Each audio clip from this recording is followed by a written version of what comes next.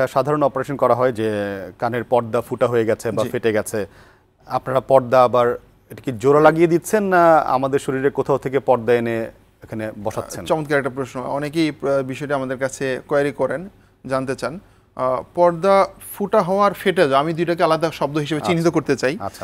এটা হচ্ছে ফেটে যাওয়া মানে আঘাতের কারণে ফেটে গেল, যেটা একটা তাৎক্ষণিক, অনেকের গালে আঘাত পড়ে, কানে আঘাত পড়ে, খোঁচা খায়, ব্যথা পায়, ফেটে যায়। ফেটে যাওয়া পর্দাগুলো কিন্তু 1.5-2 মাসের মধ্যে ঠিক হয়ে যায়, নিজে নিজেই ন্যাচারালি হিল হয়ে যায়।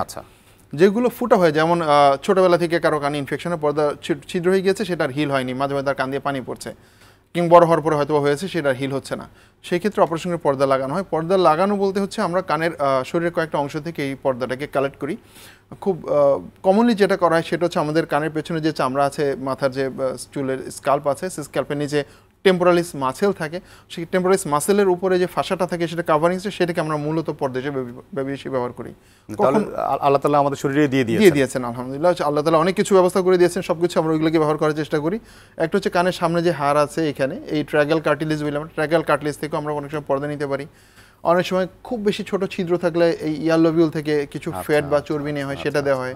পায়ের থেকেও, ফাঁসালাটা থেকে, পায়ের থেকেও কখনো সেটা নেওয়া যেতে পারে, কারণ আমরা যদি বাইরে থেকে নেই তাহলে সেটা ইনফেকশন হওয়ার চান্স থাকে এবং রিজেক্ট করার চান্স থাকে। বেশি থাকে।